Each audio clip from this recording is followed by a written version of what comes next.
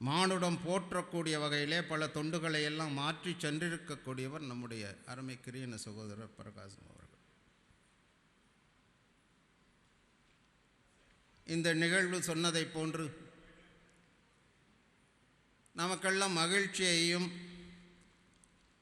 ஒரு பெருமையையும் தரக்கூடிய நிகழ்வாக இருந்தாலும் ஒரு நல்ல மனிதன், தமிழுக்கு தொண்டாற்றிய மனிதன் மறைந்திருந்தாலும் பாரதிதாசன் சொன்னதைப் போன்று தமிழுக்கு தொண்டு செய்வோன் சாவதில்லை, தமிழுக்கு தொண்டு செய்வோன் சாவதில்லை, தமிழ் தொண்டன் பாரதியும் செத்ததுண்டா என்று சொல்லுவார். அப்படிப்பட்ட தமிழுக்கு தொண்டு செய்த இந்த பகுதி மக்களுக்கு நல்ல சேவைகளை எல்லாம் மாற்றிய பிரகாசம் அவர்களுடைய தொண்டை சேவையை நம்முடைய மனதிலே இருத்தி நாம் இந்த விழாவை நடத்துகின்ற விதத்திலே இருக்கிறோம். இன்று நம்முடைய நீதியரசர் அவர்கள் அவருடைய திருவுருவ படத்தை திறந்து வைத்து சிறப்பு சேர்த்திருக்கிறார்.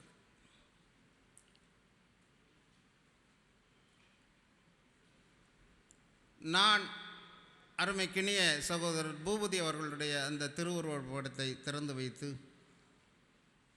இந்த நிகழ்விலே இருக்கிறோம். அவர்களெல்லாம் இன்று நம்மிடையே இருந்து மறைந்து படமாக இருக்கிறார்கள். இன்று படமாக இருக்கிறார்கள். படத்திறப்பு செய்யப்பட்டிருக்கிறது. அவர்கள் படமாக இல்லை, நமக்கெல்லாம் நல்ல பல பாடங்களை சொல்லி சென்றிருக்கிறார்கள், நல்ல பல பாடங்களை சொல்லி சென்றிருக்கிறார்கள் என்றுதான் எடுத்துக்கொள்ள வேண்டும். அப்படிப்பட்ட ஒரு நல்ல மனிதர்களுக்கு, தமிழ் தொண்டர்களுக்கு நினைவு செய்கின்ற விழா நிகழ்ச்சி என்கின்ற விதத்திலே உங்கள் முன்னாலே நிற்கிறேன். என்னை பொறுத்தவரையில் அருமைக்கினிய சகோதரர் பிரகாசம் அவர்கள் கடந்த 20 ஆண்டுகளாக எங்களுடன் பழகி, நட்பு பாராட்டி, தோழமை பாராட்டி பயணிக்கக்கூடிய ஒரு நல்ல பண்பாளராக இருந்தவர் பிரகாசம். அவருக்கு எனக்கு தெரிந்த வகையில் ஒரு நினைவஞ்சலியை உங்கள் முன்னாலே அளிக்க விரும்புகிறேன். நினைவஞ்சலி. பிரகாசம் பிரகாசம் வாணியம்பாடியின் வானம்பாடி, பிரகாசம் வாணியம்பாடியின் தமிழ் வானம்பாடி. வா நீ வா நீ எம் ஊருக்கு தமிழ் பாடி, வா நீ எம் ஊருக்கு தமிழ் பாடி என எங்களை அழைத்தவன், எங்களை எல்லாம் அழைத்தவன் இன்று எங்கு சென்றான்? இன்று எங்கு சென்றான்? இந்திரன், தேவர்கள் என வையத்து வாழ்ந்து அவ்வுலகு சென்ற தமிழறிஞர்களை, வையத்து வாழ்ந்து அவ்வுலகு சென்ற தமிழ் அறிஞர்களை கையோடு கூட்டி வர இந்திரலோகம் போனானா? கையோடு கூட்டி வர இந்திரலோகம் போனானா? எந்திரமாய், தமிழ் எந்திரமாய் உழைத்தவன் இந்திரலோகம் போனானா? போனானா? நான் அறியேன். பிரகாசம் கூட்டுறவு படித்தவன், பிரகாசம் கூட்டுறவு படித்தவன், ஊரை கூட்டி தமிழ் கேட்க வைத்தவன். பிரகாசம் கூட்டுறவு படித்தவன், ஊரை கூட்டி தமிழ் கேட்க வைத்தவன். தமிழமுது நாடி அவ்வுலகம் போனானா? நான் அறியேன். உயிருக்கு போராடியவர்களெல்லாம் குருதி வேண்டி கூப்பிட்ட போதெல்லாம், உயிருக்கு போராடியவர்களெல்லாம் குருதி வேண்டி கூப்பிட்ட போதெல்லாம் வேர்வை சிந்தி விரைவாக போய் அறக்கடவுளை அப்பால் போகச் செய்தவன், அறக்கடவுளை அப்பால் போகச் செய்தவன். தன்னுடம்பு விடுத்து எங்கோ போனதுதான் எங்கோ நான் அறியேன். வாணியம் பாடிக்கு தமிழமுது ஊட்டியவன், வாணியம் பாடிக்கு தமிழமுது ஊட்டியவன், வளரும் பிள்ளைகளுக்கு கனிவி அருவி ஊட்டியவன், வளரும் பிள்ளைகளுக்கு கனிவி அருவி ஊட்டியவன். என்ன அழைப்பு வந்து எங்கு புறப்பட்டானோ, எங்கு அழைப்பு வந்து எங்கு புறப்பட்டானோ நான் அறியேன். தெருவெல்லாம் தமிழ் முழக்கம், தெருவெல்லாம் தமிழ் முழக்கம் கேட்க பள்ளிகளுக்கு திருக்குறள் தந்தவன். விருப்புடன் விடுப்பெடுத்து சென்றது எங்கே, விருப்புடன் விடுப்பெடுத்து சென்றது எங்கே நான் அறியேன். விருதுகள், அவர் பெற்ற விருதுகள் இலக்கிய மாமணி, திருக்குறள் மாமணி, சேவை செம்மல், தமிழ் முரசு, முத்தமிழ் முகவரி, தகைசால் தமிழன் என இன்னும் பல வீடு தேடி வந்தன, இன்னும் பல வீடு தேடி வந்தன. பெற்றது போதுமென இவன் வீடு தேடி போனானோ, வீடு பேறு தேடி போனானோ நான் அறியேன். வாணியம்பாடியின் மனிதத்தேனி, வாணியம்பாடியின் மனிதத்தேனி நாட்டிலுள்ள நல்லறிஞர்களையெல்லாம், நாட்டிலுள்ள நல்லறிஞர்களையெல்லாம் கூட்டி வந்து பேச வைத்தான். சத்தமின்றி சாதனை புரட்சி செய்தான். வாழ்ந்த ஊருக்கு வாணியம்பாடிக்கு கலங்கரை விளக்கமாக பிரகாசித்தவன், கலங்கரை விளக்கமாக பிரகாசித்தவன்.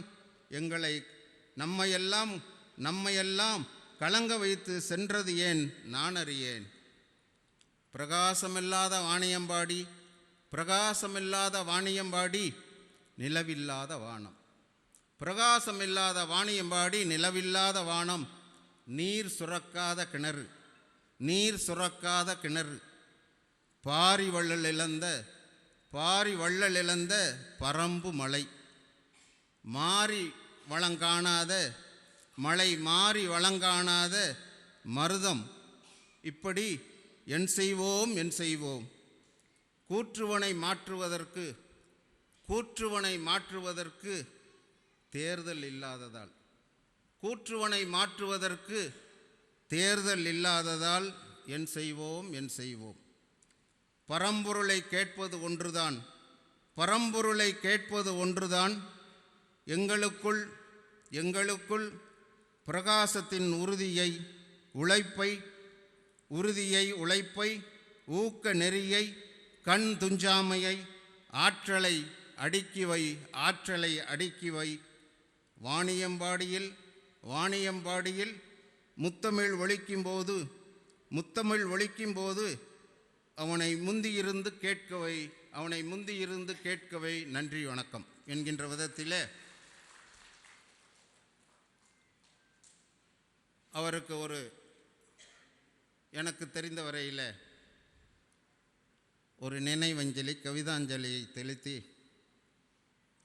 குறிப்பாக இந்த நிகழ்வை பொறுத்தவரையில் பாலாற்றங்கரையில்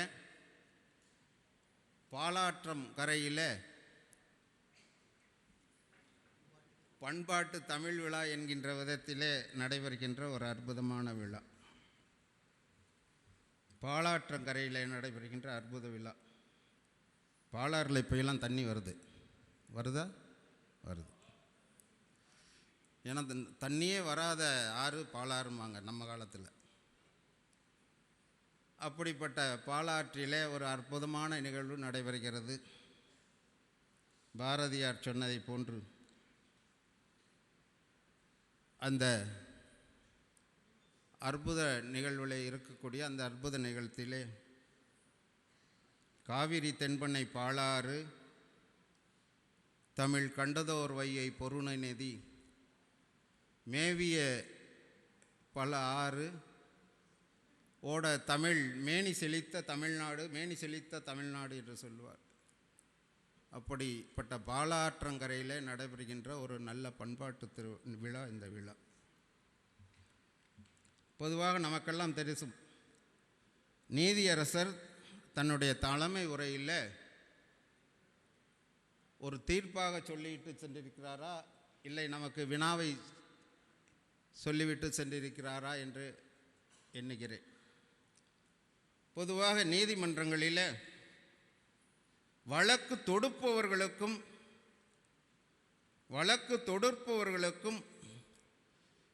அதை மறுப்பாளர்களுக்கும் தான் தெரியும் உண்மை என்னவென்று. வழக்கு தொடுப்பவருக்கு உண்மைன்னு தெரியும், வழக்கை மறுக்கிறவருக்கும் வாதிக்கும் பிரதிவாதிக்கும் தெரியும் அந்த உண்மை. அதையெல்லாம் உள்வாங்கி அந்த நீதி தராசிலே முள் சரியாக நிற்கக்கூடிய வகையில் தீர்ப்பு சொல்லக்கூடியவர்களெல்லாம் நம்முடைய நீதியரசர்கள். சரியான தீர்ப்பை சொல்லக்கூடிய நீதியரசராக இருக்கக்கூடியவர் நம்முடைய நீதியரசர். சொன்னார்களே, அவருடைய தந்தையார் ராமச்சந்திரன் அம்பலகாரர் அவர்கள் அந்த வெள்ளத்தராயன் கோட்டையிலே 40 ஆண்டு காலம் அந்த ஊரிலே ஊராட்சி மன்ற தலைவராக இருந்தார் என்று. ஆனால் அதற்கு முன்பாகவே அவருடைய பாட்டனார் திரு சின்னையா அம்பலகாரர் அவர்கள் 30 ஆண்டு காலம் அந்த பஞ்சாயத்தினுடைய தலைவராக இருந்தார். சின்னையா அம்பலம் 30 ஆண்டு, இவர் 40 ஆண்டு, ராமச்சந்திரன் 70 ஆண்டு காலம் அந்த ஊராட்சி மன்றத்தினுடைய தலைவராக இருந்த ஒரு பாரம்பரியத்துக்கு சொந்தக்காரர் அவர். இதையெல்லாம் விட அவருடைய தாயார் சந்திராம்மாவோட தகப்பனார் அருணாச்சல அம்பலகாரர், அருணாச்சல தேவர். அவர் அந்த காலத்திலேயே எம்எல்ஏவாக எம்எல்சியாக நீண்ட காலம் இருந்து அந்த மாவட்ட மத்திய கூட்டுறவுங்கினுடைய பெருந்தலைவராக இருந்து அந்த மாவட்ட டிஸ்ட்ரிக்ட் போர்டு என்று சொல்லக்கூடிய அமைப்புகளிலே தலைவராக இருந்தவர் அவருடைய தாய் வழி பாட்டனார். இப்படி ஒரு பாரம்பரியமிக்க குடும்பத்தை சார்ந்தவர், அன்பானவர், அடக்கமானவர். இன்றைய தலைப்பிலே நின்றுயர் நாயகன், நடையின் நின்றுயர் நாயகன் என்று ஐயா பேச போகிறார். நடையின் நின்றுயர் நாயகன் நமக்கெல்லாம் தெரியும். கம்பராமாயணத்திலே ராமபிரானை சொல்லுவார்கள். நடையின் நின்றுயர் நாயகன் என்று நினைக்கின்ற பொழுது தன்னுடைய நடத்தையிலே, தன்னுடைய ஒழுக்கத்திலே, சுய ஒழுக்கத்திலே, சுய நடத்தையிலே, நேர்மையிலே சிறப்பாக இருக்கக்கூடியவர்களை எல்லாம் நடையின் நின்றுயர் நாயகன் என்று நாம் எடுத்துக்கொள்ள வேண்டும். எப்படி ராமனை நம்முடைய புராண காலத்திலே இலக்கியத்திலே நடையின் நின்றுயர் நாயகனாக கம்பர் எடுத்து சொல்லியிருக்கிறாரோ, அப்படி எனக்கு தெரிந்த வரையில் இன்றைய தினத்திலே நம்மிடையே இருக்கக்கூடிய நடையின் நின்றுயர் நாயகன் திரு சுரேஷ்குமார் அவர்கள் என்பதை நான் பதிவு செய்ய விளைகிறேன். ஏதோ சும்மா முகஸ்துதிக்காக சொல்லலை, அது அவருக்கும் தேவையில்லை, எனக்கும் தேவையில்லை. அப்படி நடையின் நின்றுயர் நாயகனாக இருக்கக்கூடிய நீதியரசர் இன்று தலைமையேற்று சிறப்பாக உரையாற்றியிருப்பது உண்மையிலேயே ஒரு சிறப்புக்குரிய ஒன்று. அவர் சொன்னார், தமிழ் மொழி எப்படி ஆரம்பிக்கப்பட்டது, எப்படி தோற்றுவிக்கப்பட்டது, யாரால் தோற்றுவிக்கப்பட்டது என்பதையெல்லாம் இரு சாரார்கள் எடுத்து சென்றிருக்கிறார்கள். பகுத்தறிவாளர்கள் என்று சொல்லக்கூடிய சோகால்டு பகுத்தறிவாளர்கள் எல்லாம் இன்றைக்கி வெளியில் தான் பகுத்தறிவு, வீட்டுக்குள்ளே எல்லாரும் சாமி கும்பிடுவாங்க. அப்படிப்பட்ட நிலையிலே அவர்கள் சொன்னது இருந்தாலும் நாம் போற்றி வணங்கக்கூடிய ஐயா அவர்களெல்லாம் இருக்கிறார்கள். கம்பவாரதி, கம்பனே சொன்னதையெல்லாம் சொன்னீர்கள். அப்படிப்பட்ட நமக்கு தெரியும், தமிழுக்கு கதி கம்பனும் திருவள்ளுவனும் என்று இருக்காருங்க. அப்படிப்பட்ட கம்பனே சொல்லியிருக்கிறார் ஆரண்ய காண்டத்திலே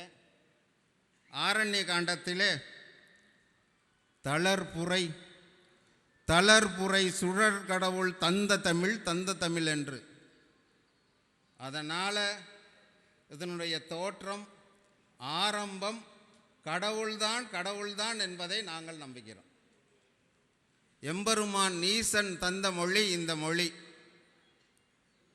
அதனால தான் திருமூலர் சொல்லுவார், தன்னை நன்றாக படைத்தனன் என்னை நன்றாக படைத்தனன் தன்னை நன்றாக தமிழ் செய்யுமாறே என்று. அப்படிப்பட்ட தமிழ் நம்முடைய தமிழ். நம்முடைய பெரிய புராணத்தில் நீங்கள் சொன்னதை போன்று அந்த சுந்தரமூர்த்தி நாயனாருடைய படலத்திலே சொல்லுவார், நமக்கு பிடித்தமாக இருக்கக்கூடிய அந்த சுந்தரரை பார்த்து இறைவன் சொன்னதாக சொல்லப்படுகின்ற பெரிய புராண வரிகள், நமக்கு பிடித்தது அர்ச்சனை பாட்டையாகும்.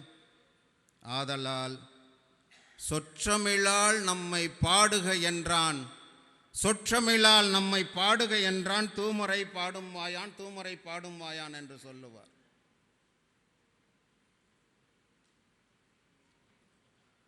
இப்படி பல இடங்களிலே அந்த மொழியும் இறைவனும் ஒன்று என்பதையெல்லாம் நம்பக்கூடியவர்கள் நாங்கள் எல்லாம். ஏனென்றால் நமக்கெல்லாம் தெரியும், சிவபெருமானுக்கு 5 முகங்கள், ஈசான்யம், தத்புருஷம், வாமதேவம், சத்யாதோதம், அகோரம் என்று 5 முகங்கள் இருப்பதாக பெரியவர்கள் சொல்லுவார். அப்படி அவருக்கு இருக்கக்கூடிய, அதோ 6வது முகமாக இருக்கக்கூடிய அத்தோ முகம், ஆரோ முகம் என்கின்ற அந்த 6 முகத்திலிருந்து வந்தவன் நம்பெருமான் முருகப்பெருமான். அவருடைய அவதாரமாக இருக்கக்கூடியவர் முருகப்பெருமான். அதனால் சிவனும் முருகும் ஒன்று. இதுதான் பாம்பன் சுவாமிகள் சொல்லுவார் பல இடங்களில், அருமுகச் சிவன் என்று.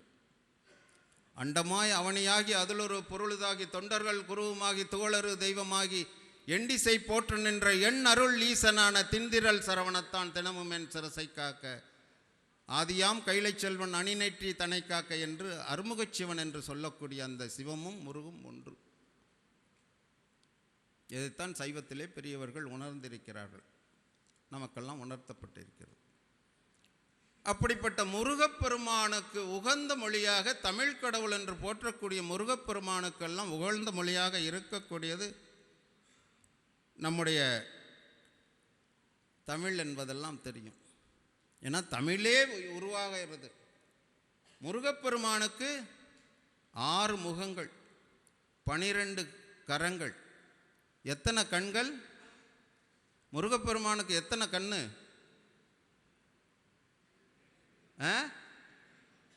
முருகப்பெருமானுக்கு 18 கண்கள்.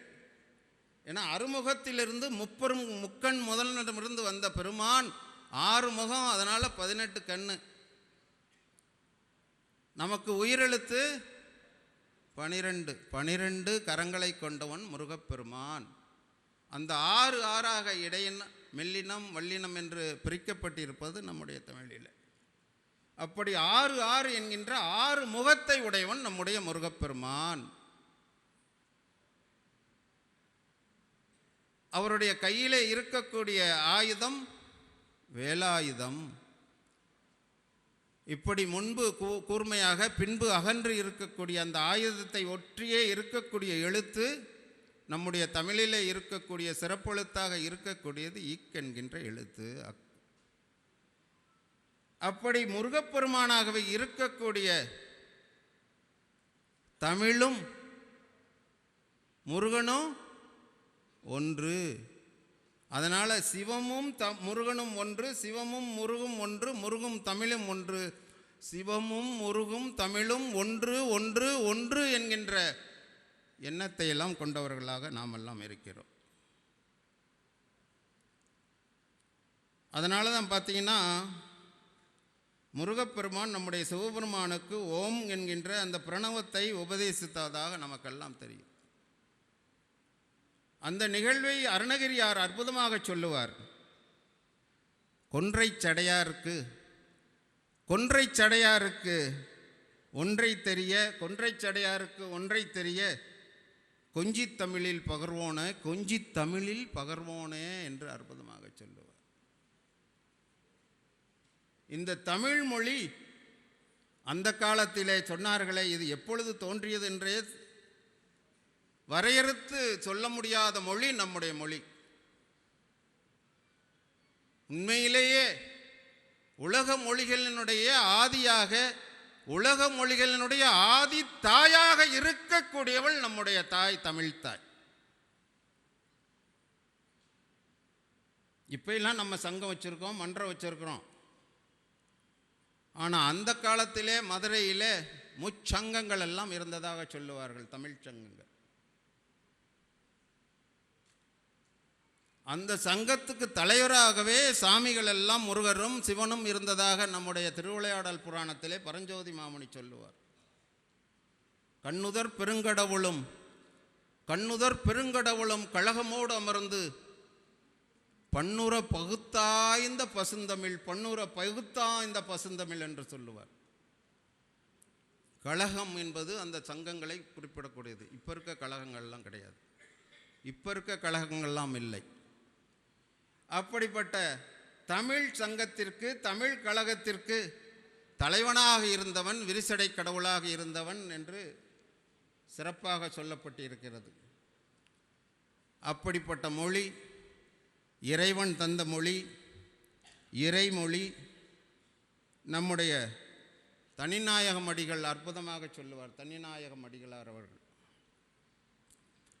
தமிழ் என்பது ஒரு மொழி அல்ல, அது சிறப்புக்குரிய மொழி, வணக்கத்துக்குரிய மொழி என்பதை தமிழ் மொழி பக்தி மொழி, தமிழ் மொழி இயக்கத்தின் மொழி, இரக்கத்தின் மொழி என்று தனிநாயகம் அடிகள் அற்புதமாக சொல்லி சென்றிருக்கிறார்.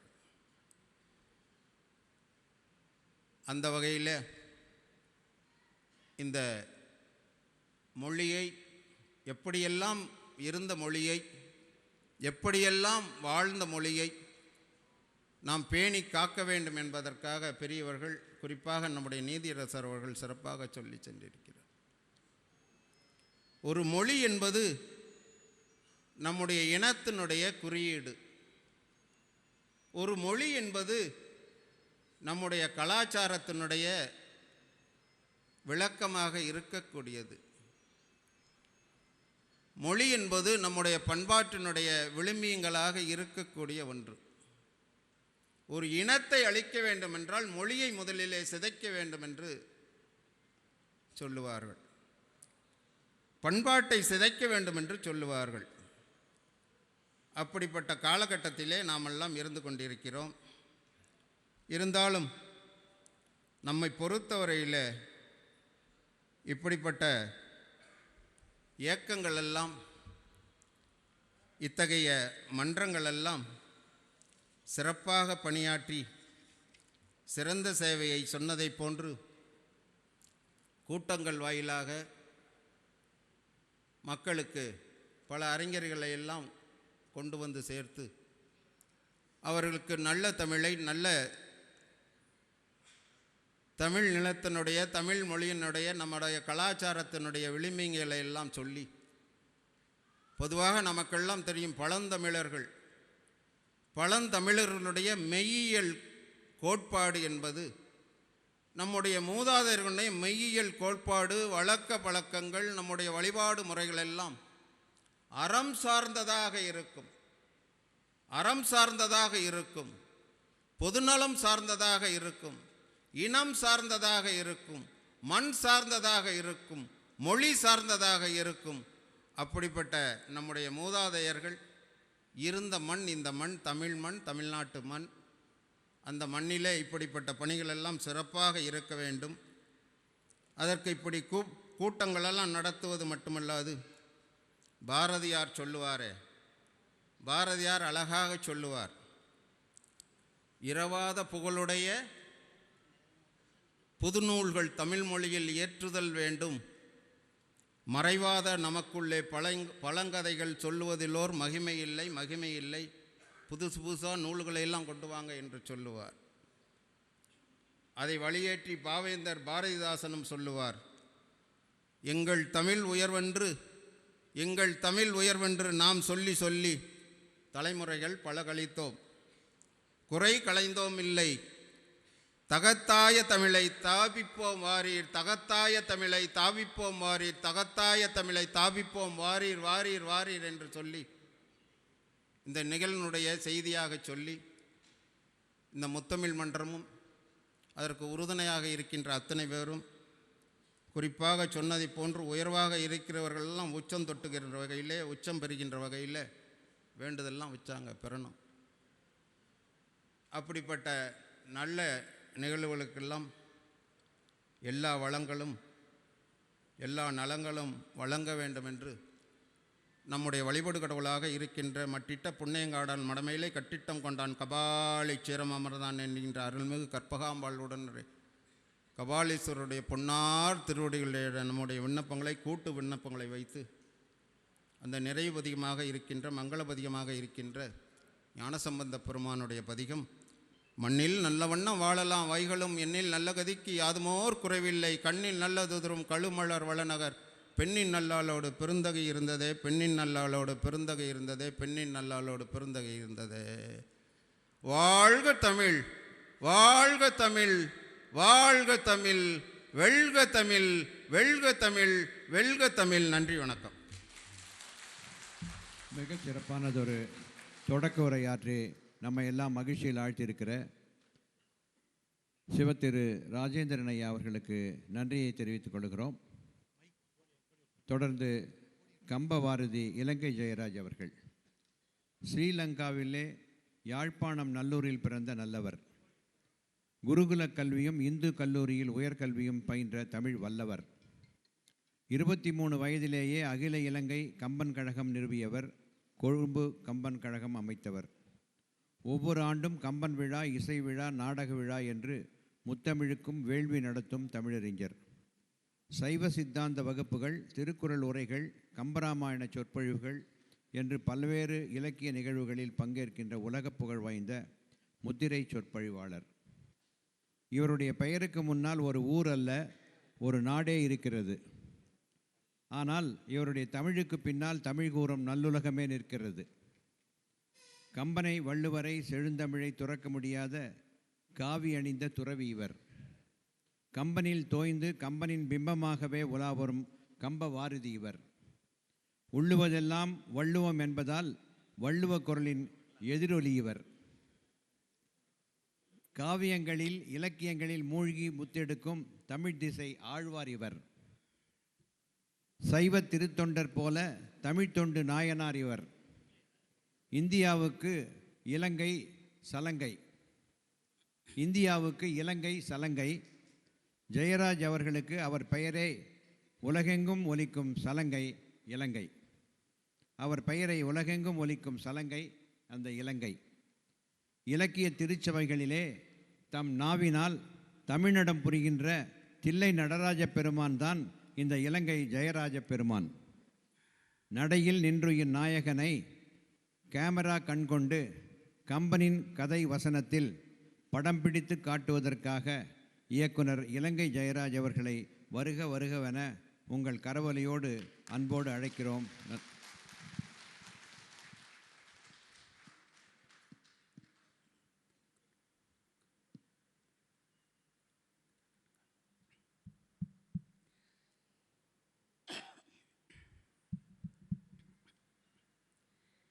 எல்லாம் வல்ல இறைவனுடைய திருவடிகளை என்னுடைய மனமொழி மைகளால் போற்றி பணிகின்றேன். சவுண்டை கொஞ்சம் சரி பண்ண, அது கொஞ்சம் இது சரியாக பார்க்குது இல்லையா, வெயிட்டு காண்டி வச்சு.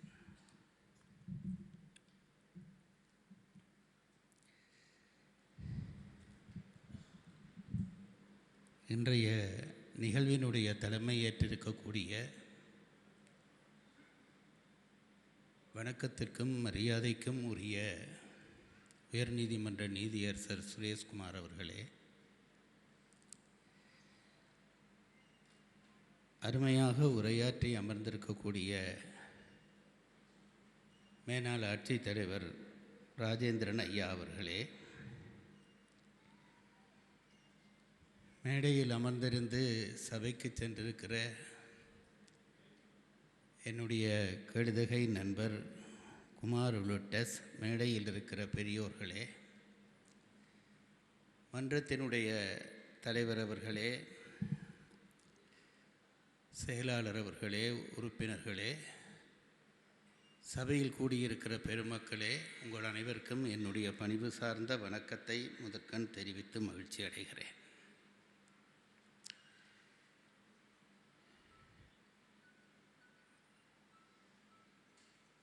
இன்றைக்கு முத்தமிழ் விழாவிலே நடையில் நின்றுயர் நாயகன் என்ற தலைப்பிலே பேசச் சொல்லியிருக்கிறார்கள். அந்த தலைப்பிலே நான் பேசுவதற்கு முன்பாக ஒரு சில நிமிடங்களை எனக்காக எடுத்துக்கொள்ள விரும்புகிறேன். இந்த சபைக்கு வந்தபோது எனக்கு ஏற்பட்ட ஒரு கலக்கம். எல்லோர் முகத்திலும் சோகம் குடிகொண்டிருந்ததை நான் கண்டேன்.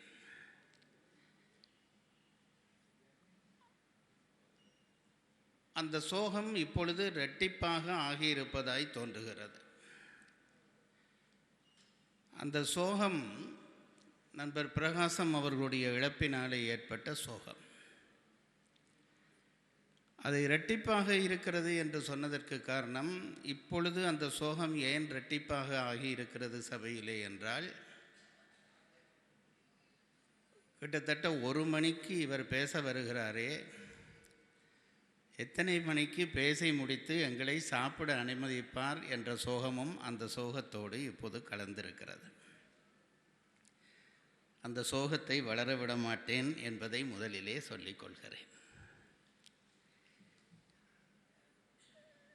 மிஸ்ர பிரபஞ்சம் என்று இந்த உலகத்திற்கு பெரியவர்கள் பெயரிட்டிருக்கிறார்கள்.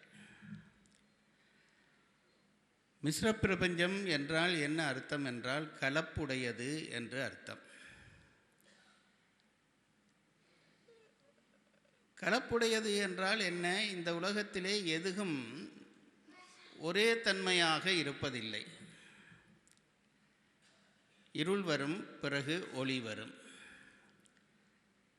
அதுபோல காலங்கள் மாற இன்பம் வரும், பிறகு துன்பம் வரும். அமாவாசை வரும், பிறகு பருவம் வரும். இப்படியே ஒன்று நிலையாமல் மாறி மாறி தோன்றுகிறபடியால் தான் இந்த உலகத்துக்கு மிஸ்ர பிரபஞ்சம் என்று நம் பெரியவர்கள் பெயரிட்டார்கள். அதனாலே மரணம் என்கின்ற ஒன்றை நாம் விளங்கிக் கொண்டுதான் ஆக வேண்டும்.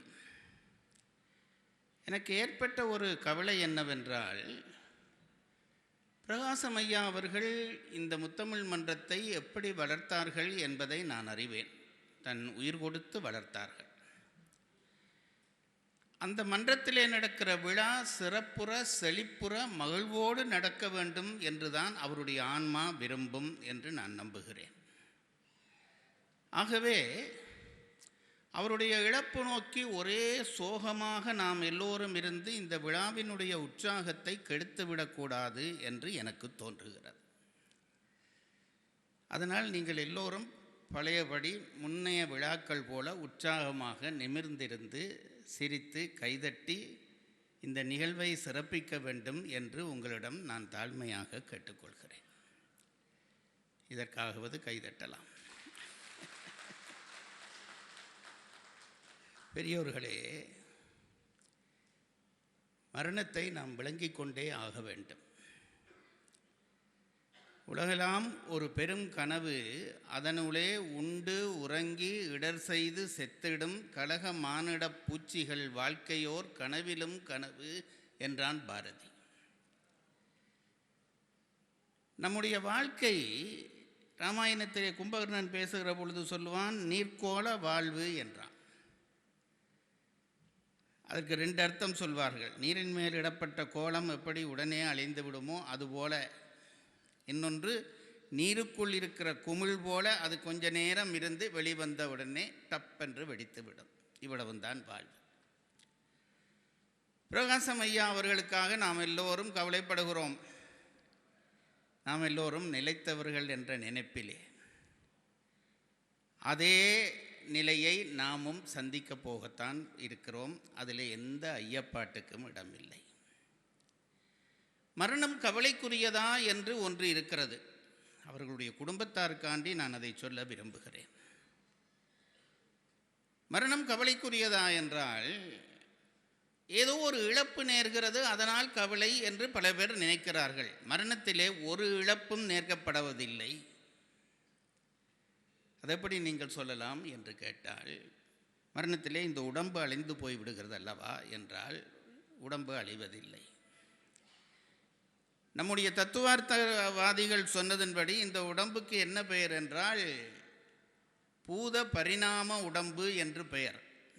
நிலம், நீர், தீ, காற்று, ஆகாயமாகிய இந்த பஞ்சபூதங்களும் தான் மாற்றமடைந்து உடம்பாக தோன்றுகிறது. பூத பரிணாம உடம்பு என்று பெயர். இந்த உடம்பு மரணத்தின் போது அழிகிறதா என்றால் இல்லை. அது பழையபடி தான் எங்கே இருந்து வந்ததோ அந்த பஞ்சபூதங்களிலே போய் கலந்து விடுகிறது. இதுதான் இயற்கை.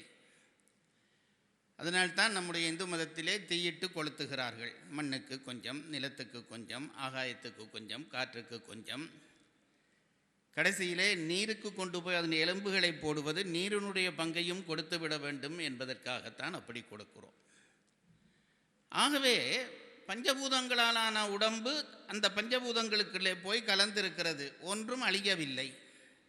சரி, உயிர் அழியவில்லையா என்று கேட்டால் உயிர் அழியாது. ஏன் உயிர் அழியாதென்றால் அது தோன்றுவதில்லை. தோன்றுகிற பொருளுக்குத்தான் அழிவு. உயிர் தோன்றுவதும் இல்லை, அழிவதும் இல்லை. அதனால்தான் சைவ சித்தாந்திகள் 3 பொருளை நிலையான பொருள் என்று சொன்னார்கள். பதி, பசு, பாசம். பசு என்றால் உயிர். உயிருக்கு தோற்றமும் இல்லை, தோற்றம் இல்லாதபடியால் முடிவும் இல்லை. ஆகவே மரணத்திலே உயிரும் அழிவதில்லை. உடலும் அழியாத பொழுது, உயிரும் அழியாத பொழுது நாம் ஏன் கவலைப்பட வேண்டும்? நான் அதுதான் உங்களுக்கு ஆறுதலாக சொல்வேன். இது நாள் வரைக்கும் எங்களுக்கு தெரிந்த பிரகாசம் என்கின்ற அந்த உடலை சூட்டியிருந்த அந்த உயிர் இன்றைக்கு வேறு சட்டை அணிந்து கொண்டு வேறொரு உடலுக்குள்ளே போயிருக்கும். அது அழியாது. உங்களுடைய பற்றும் பாசமும் அது எந்த உடலுக்குள் போனாலும் உங்களை நோக்கி அதை வரச் செய்யும். அதை நினைந்து ஆறுதல் படுங்கள் என்று நான் சொல்லிக்கொள்ள விரும்புகிறேன். இந்த உலகம் மாயை.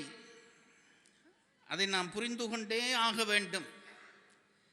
எல்லாம் நிலைத்தது, எல்லாம் நினைத்தது, நான் நிலைத்தவன், என் பதவி நிலைத்தது, என் அழகு நிலைத்தது, என் கல்வி நிலைத்தது என்றெல்லாம் கற்பனை பண்ணி கொண்டிருக்கிறோம். எல்லாம் மாயை. இந்த உலகத்திலே இந்த உயிர் தன்னுடைய அனுபவங்களை பெறுவதற்காக இறைவன் 4 விடயங்களை மாயையிலே இருந்து உருவாக்குகிறான். தனு, கரண, புவன, போகம் என்று அவற்றுக்கு பெயர். தனு என்றால் உடம்பு, கரணம் என்றால் இதில் பூட்டப்பட்டிருக்கிற கருவிகள், புவனம் என்பது நாம் வாழ்விடம், போகம் என்றது அனுபவம். இந்த 4ஐயும் மாயையில் இருந்துதான் இறைவன் தருகிறான். நாங்கள் இந்த மாயையை உண்மை என்று நம்பி குழம்பி போகிறோம். நாரத புராணத்திலே ஒரு கதை இருக்கிறது. நான் இதை பல இடங்களிலே சொல்வதுண்டு. என்ன கதை என்றால், ஒரு நாள் ஒரு காட்டின் நடுவிலே குளத்தங்கரை. அந்த குளத்தங்கரைக்கு பக்கத்திலே மகாவிஷ்ணு நிற்கிறார். மகாவிஷ்ணுவுக்கு பக்கத்திலே நாரதர். அவர் எந்த நேரமும் நாராயணா நாராயணா என்று சொல்கிறவர். நாரதர் அந்த மகாவிஷ்ணுவுக்கு பக்கத்திலே நிற்கிறார். அப்படி நின்று கொண்டிருக்கிற பொழுது மகாவிஷ்ணுவை நோக்கி நாரதர் ஒரு கேள்வி கேட்டார். சுவாமி, நீண்ட நாளாக எனக்கு ஒரு ஐயம் இருக்கிறது, உங்களிடம் நான் அதை கேட்க வேண்டும். மகாவிஷ்ணு அப்படியா, கேள் என்றார். சுவாமி, இந்த தத்துவக்காரர்கள் எல்லாம் மாயை மாயை என்று ஒன்றை சொல்கிறார்களே, இந்த மாயை என்றால் என்ன, கொஞ்சம் விளங்கப்படுத்துங்கள் என்றார். திருமால் சிரித்தார். நாரதரை பார்த்து சிரித்துவிட்டு, வேணாமப்பா, நீ உன் பாட்டிலே வாழ் என்றார். நாரதருக்கு கொஞ்சம் கோபம் வந்துவிட்டது. நான் கேள்வி சந்தேகத்திலே கேட்கிறேன், மாயை என்றால் என்ன என்று கேட்கிறேன், பதில் சொல்லாமல் சமாளிக்கிறீர்களே, உங்களுக்கு ஒரு வேளை தெரியாதோ? திருமால் மீண்டும் சிரித்தார். நாரதா, நிம்மதியாய் இருக்கிறாய், இருந்து விட்டு போவேன், இப்போ இதற்கு உனக்கு மாயை பற்றிய அறிவு? நாரதர் விடவில்லை. நீங்கள் சொல்லித்தான் ஆக வேண்டும். இந்த மாயை என்றால் எல்லாரும் மாயை மாயை உலகம் மாயை வாழ்வே மாயம் என்கிறார்கள். அந்த மாயை என்றால் என்ன என்று நீங்கள் சொல்லித்தான் ஆக வேண்டும், இல்லாவிட்டால் உங்களை விடமாட்டேன் என்றார். இப்போ திருமால் சிரித்து விட்டு சொன்னார், சரி, உனக்கு நான் சொல்லுகிறேன். சீடனுக்கு குரு உபதேசிப்பதானால் சீடன் தூய்மையாக வர வேண்டும். நீ இந்த குளத்திலே இறங்கி குளித்து விட்டு வா, நான் உனக்கு உபதேசிக்கிறேன். அதற்கென்ன என்று சொல்லிவிட்டு வீணையை கழட்டி வைத்தார் நாரதர். அந்த குளத்துக்குள்ளே இறங்கினார். ஒரு தரம் மூழ்கி எழுந்தார், 2 தரம் மூழ்கி எழுந்தார், 3ஆம் தரம் மூழ்கி எழுகிறார். திருமாலை காணவில்லை, காட்டை காணவில்லை. அந்த காடு இருக்கிறது, அதில் இருந்த சூழலை காணவில்லை. பிறகு பார்க்கிறார், எழும்பி நின்று பார்த்தா அவர் மூழ்கி விட்டு எழுகிறார். ஒரு அழகான பெண்ணாக எழும்புகிறார். அவருக்கு நாரதர் என்பதே மறந்து போய்விட்டது. தான் அந்த பெண் என்று நினைக்கிறார். ஒரு அழகிய பெண்ணாக எழுந்தார். இவர் அந்த எழுந்த நேரம் பார்த்து அந்த நாட்டினுடைய இளவரசன் ஆற்றங்கரையாக வேட்டைக்கு வந்தான். குளத்தில் குளித்துவிட்டு எழுந்த இந்த பெண்ணை பார்த்தான், மயங்கி போனான். அந்த பெண்ணிடம் வந்து, நீ என்னை திருமணம் செய்து கொள்கிறாயா என்று கேட்டான். இந்த பெண்ணும் பார்த்தான், அவன் கம்பீரமான ஆண்மகன். அவனில் இவளும் மயங்கினாள். இவர் நாரதருக்கு தான் நாரதர் என்ற எண்ணமே இல்லை. அழகாக பெண்ணாக தன்னை உணர்கிறார். அவர் கேட்டவுடனே இவளும் திருமணத்துக்கு சம்மதித்தாள். இவளை அழைத்து கொண்டு போய் நாட்டுக்குள்ளே கூட்டின்னு போய் திருமணம் செய்தான் இந்த இளவரசன். அவர்களுக்கு குழந்தைகள் பிறந்தது. அவன் பழையபடி சக்கரவர்த்தியாக தந்தை இறந்த பிறகு ஆனான். பிள்ளைகள் எல்லாம் வளர்ந்து விட்டார்கள். ஒரு நாள் இந்த அரசன் வேட்டைக்கு போக புறப்பட்டான். அரசியார் கேட்டார், கானகத்தை பார்க்க எனக்கும் ஆசையாக இருக்கிறது, என்னையும் கூட்டிக் கொண்டு போங்கள் என்றார். சரி என்று எல்லாம் உற்றார் உறவினர்கள் எல்லாரையும் அழைத்து கொண்டு காட்டுக்கு போனான் இந்த அரசன். போனால் காட்டின் நடுவிலே இவர் எழும்பின குளம் வந்தது. அன்றைக்கு இவர் எழும்பி வந்த குளம் வந்தது. இந்த குளத்தை கண்டதும் இந்த இளவரசியார், அதாவது நாரத பெண், கணவனை பார்த்து, சுவாமி, எனக்கு இந்த குளத்தில் குளிக்க வேண்டும் என்று ஆசையாக இருக்கிறது என்றாள். அரசனுடைய மனைவி அல்லவா, நினைத்தால் இது நடக்காது. உடனே அவர் குளிக்கக்கூடிய வகையிலே வேலியெல்லாம் போட்டு ஒழுங்கு செய்தார்கள். நீ குளித்து விட்டு வா, நான் வெளியிலே நிற்கிறேன் என்று இந்த இளவரசன் நின்றான். குளிக்க போனார் இந்த இளவரசி. ஒரு தரம் மூழ்கி எழுந்தார், 2ஆம் தரம் மூழ்கி எழுந்தார், 3ஆம் தரம் மூழ்கி எழுந்தார். நாரதராய் எழும்புகிறார். வேலியை காணவில்லை, பக்கத்திலே வந்த படையினரை காணவில்லை, பிள்ளைகளை காணவில்லை, ஒருத்தரையும் காணவில்லை. எழும்புகிறார். எழும்பின உடனே நாரதராக எழும்புகிறார். பார்த்தால் திருமால் சிரித்து கொண்டு நிற்கிறார். வெளியிலே வந்த நாரதர், எங்கே என் கணவன், எங்கே என் பிள்ளைகள், எங்கே என்னுடைய உற்றார் உறவினர்கள் என்றெல்லாம் கதறத் தொடங்கினார். அழுதான். என் கணவனை காட்டுங்கள், என் பிள்ளைகளை காட்டுங்கள் என்று கதறினாள். அப்பொழுது திருமால் நாரதரை தொட்டு, நாரதா, மாயை என்றால் என்ன என்று அறிய விரும்பினாயே, இதுதான் மாயை என்றான். இதுதான் மாயை என்றான். இந்த மாயைக்குள் தான் நாங்களும் அகப்பட்டு கிடக்கிறோம். மறந்து போகாதீர்கள். இந்த பிறவிக்கு எனக்கு ஒரு தாய், எனக்கு ஒரு தந்தை. அதனால்தான் நாங்கள் தமிழ் என்ன செய்தது, ஐயா சொன்னாரே தமிழினுடைய சிறப்பு, அப்படி ஒரு அழகான பேச்சு. நான் அவர்களுக்கே சொன்னேன், பேச்சுக்கு, நல்ல பேச்சுக்கு என்ன அடையாளம் தெரியுமா? பேச்சிலே இருக்கக்கூடிய சிந்தனை சிறந்திருக்க வேண்டும். அந்த சிந்தனையை வெளிப்படுத்துகிற மொழி சிறந்திருக்க வேண்டும். அந்த மொழி சிந்தனையை வெளிப்படுத்துகிற பொழுது சிதறல் இல்லாமல் ஒரு நேர்கோடாக போக வேண்டும். இன்றைக்கு அந்த 3ஐயும் ஐயாவினுடைய பேச்சிலே நான் கண்டு மகிழ்ந்தேன். நாங்கள் எல்லோரும், இனி நான் பேச்சுக்கு வருகிறேன், நாங்கள் எல்லோரும் பொய்யை மெய்யென்று நம்பிக்கொண்டிருக்கிறோம். பொய்யை மெய்யென்று நம்பி, என் கணவன், அதுதான் தமிழ் என்ன செய்தது பாருங்கள், இவர் என் தந்தையார், அப்படி தானே அறிமுகப்படுத்துகிறோம். இவர் என் தாயார், இவர் என் தமையனார். இந்த வார்த்தைகளுக்குள்ளே ஒரு சூட்சுமம் இருக்கிறது. என்ன சூட்சுமம்? தந்தையார் சொல்லுகிற பொழுதே அந்த மொழி எமக்கு சொல்லுகிறது, இவர் தந்தையார், தந்தையார் என்று கேள்வி எழுப்புகிறது. தாயார், இந்த பிறப்பிலே இவர் தந்தை, போன பிறப்பிலே எனக்கு இன்னொரு தந்தை இருந்திருப்பார், அடுத்த பிறப்பிலே இன்னொரு தந்தை வருவார். நம் உறவெல்லாம் இப்படித்தான். அதனால்தான் திருவள்ளுவன் சொன்னான், மரணம் பற்றி கவலைப்படாதே என்றான். திருவள்ளுவன் சொன்னால் அதுக்கு பிறகு நாம் கேட்காமல் இருக்க முடியுமா? அவன் சொன்னான், உறங்குவது போலும் சாக்காடு என்றான். மரணம் என்ன என்று குழம்புகிறீர்களா? தெரியவில்லையா? மரணித்தால் உங்களுக்கு என்ன நடக்கும் என்று தெரியவில்லையா? கவலைப்படாதீர்கள், பொய்யாம் ஒளி புலவன் சொல்கிறான். மரணம் என்றால் என்ன என்றால் உங்களுக்கு சொல்லுகிறேன், தூங்குவது போலும் அந்த அனுபவம் இருக்க போகிறது, மறந்து போகாதீர்கள். லேசா அப்படி சொல்லிவிட்டு போயிட்டான். பிறகு சொன்னான், உறங்கி விழிப்பது போலும் பிறப்பு என்றான். உறங்குவது போலும் சாக்காடு. நான் இப்போ உங்களை கேட்கிறேன், தூங்க வேலையெல்லாம் செய்து 1000 பிரச்சனைகளோடு, தலைக்குள்ளே 1000 பிரச்சனைகளோடு போய் படுக்கிறீர்கள். படுத்து கண்ணயர்ந்து போய் தூக்கம் வந்து விட்டால் உங்களுக்கு எந்த துன்பமாவது தெரிகிறதா? ஒன்றும் இல்லாத ஒரு மனநிலை வருகிறதல்லவா? அப்படித்தான் மரணம் இருக்கப் போகிறது. பிறப்பு கண் விழித்தவுடனே பழையபடி தலைகளுக்குள்ளே எல்லா ஃபைலும் வந்துடும். 100 கண் திறக்கிற பொழுதே 100 ஃபைல் திறக்கும் நம் புத்திக்குள்ளே. ஆகவே நம்முடைய பிரகாசம் ஐயா அவர்கள் அமைதி அடைந்திருக்கிறார் என்று நினைந்து எல்லோரும் இந்த விழாவை இனி மகிழ்ச்சியாக கொண்டாடுங்கள். அதுதான் இந்த விழாவுக்கு நாம் செய்கிற சிறப்பு என்பதை மட்டும் சொல்லிவிட்டு என் தலைப்புக்குள்ளே வருகிறேன்.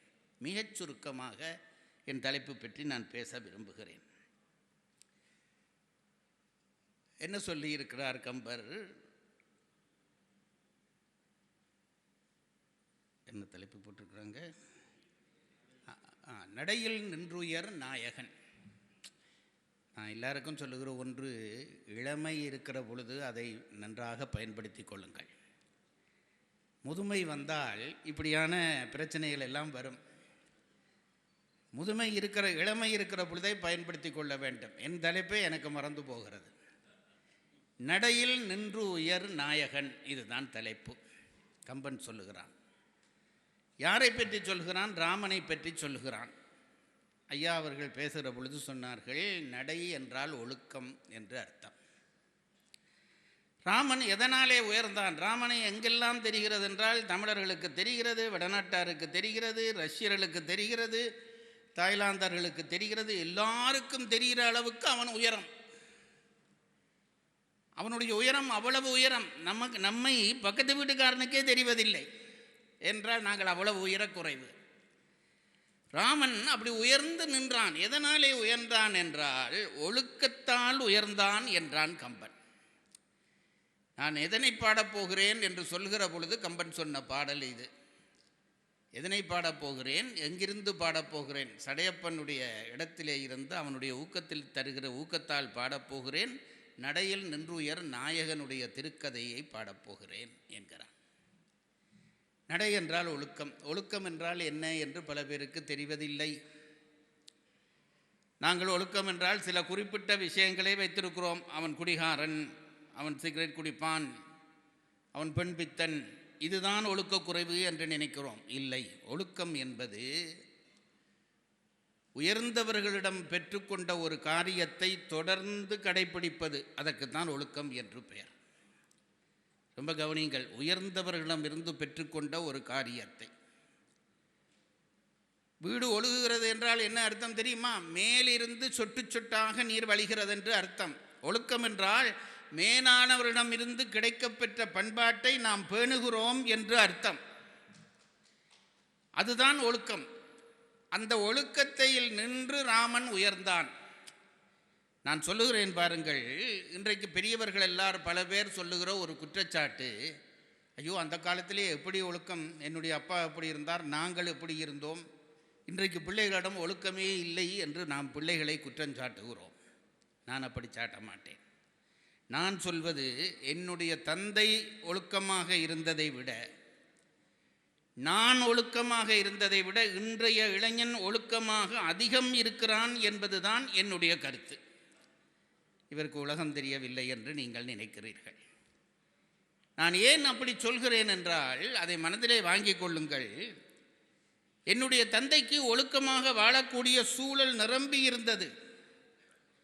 அவருக்கு அடுத்தபடியாக எனக்கு இருந்தது. இன்றைய பிள்ளைகளுக்கு அத்தகைய சூழல் இல்லை. அப்படி இருந்தும் இன்றைய உலகத்திலே ஒருவன் இளைஞனா ஒழுக்கமாக இருந்தால் அவன் எங்கள் எல்லாரையும் விட உயர்ந்தவன் என்பது என் கருத்து. இதை ஏன் சொல்லுகிறேன் என்றால், நான் சும்மா ஒன்று சொல்லுகிறேன் பாருங்க. இப்போ நான் கேட்குறேன், இப்போ நான் சிகரெட் குடிப்பேனா இல்லையா உங்களை கேட்குறேன். இது என்ன கேள்வி? காவி எல்லாம் கொடுத்திருக்கிறீர்கள், குடிக்க மாட்டீர்கள் என்று நீங்கள் நினைக்கிறீர்கள், அப்படித்தானே? அடுத்தது கேட்குறேன், நான் சாராயம் குடிப்பேனா இல்லையா?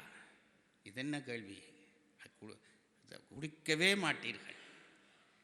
நான் பெண்களே கண்டபடி பார்ப்பேனா இல்லையா? பார்க்கவே மாட்டீர்கள், இப்படித்தானே நினைக்கிறீர்கள். இந்த மூன்றையும் நான் செய்கிறேன்.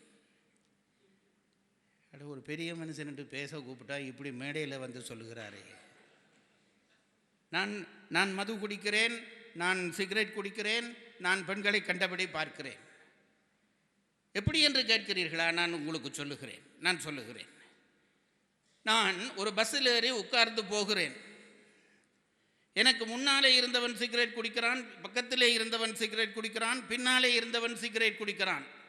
3 பேரும் ஒவ்வொரு சிகரெட் குடிக்கிறார்கள். அந்த 3 பேர் விடுகிற புகையையும் நான் குடிக்கிறேன்.